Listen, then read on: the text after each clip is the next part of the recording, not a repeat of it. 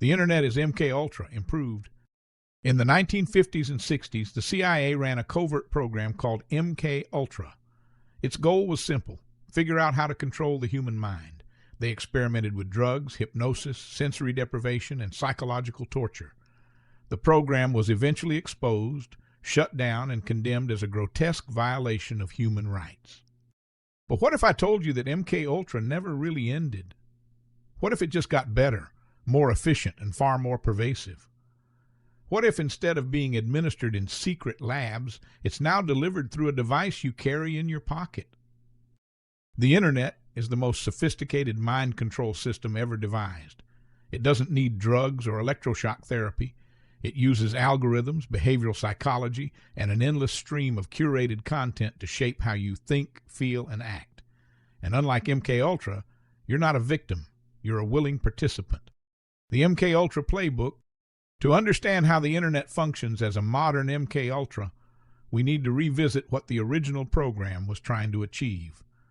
The CIA's goal wasn't just to control individuals. It was to understand the mechanics of influence, compliance, and behavioral modification.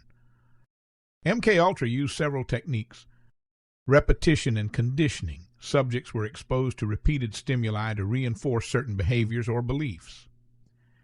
Reward and punishment. Positive reinforcement for desired responses, negative reinforcement for undesired ones. Isolation and dependency. Subjects were cut off from external influences, making them more susceptible to manipulation. Fragmentation of identity, breaking down a person's sense of self to rebuild it in a desired form. Now compare that to how social media operates. The algorithm, your personal handler. Every major platform, Facebook, Instagram, TikTok, YouTube, Twitter, runs on an algorithm designed to maximize engagement. But engagement is just a euphemism for addiction. These algorithms don't show you what's true, useful, or meaningful. They show you what keeps you scrolling. How? By learning your psychological profile in real time. Every click, like, share, and pause is data. The algorithm tracks how long you watch a video, what makes you angry, what makes you laugh, what makes you feel validated. It builds a model of your mind and then exploits it. This is operant conditioning on an industrial scale. B.F. Skinner would be proud. The dopamine trap. Social media hijacks your brain's reward system. Every notification, every like, every new comment triggers a small release of dopamine, the same neurotransmitter involved in addiction to drugs, gambling, and sex. But here's the key.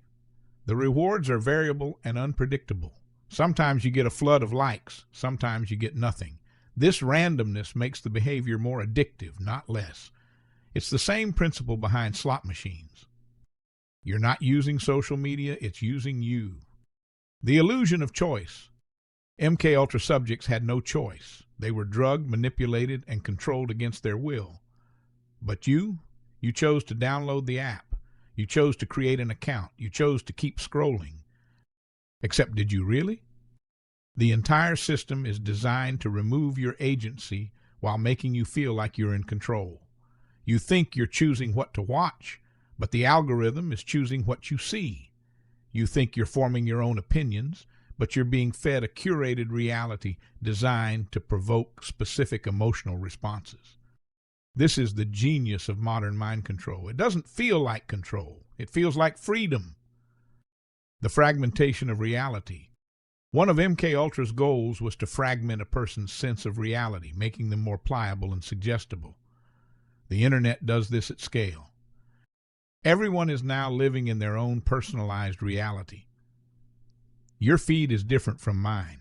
Your search results are different from mine. We're not even seeing the same news stories, let alone agreeing on what's true. This isn't an accident, it's by design. When people can't agree on a shared reality, they can't organize, resist, or think critically.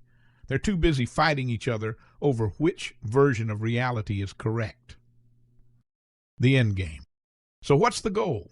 If the internet is MK Ultra 2.0, what is it trying to achieve? The same thing the original program was after. Control. Not control in the sense of forcing you to do something, but control in the sense of shaping the boundaries of what you think is possible, acceptable, or true. It's about keeping you distracted, divided, and dependent. It's about turning you into a predictable, manageable data point.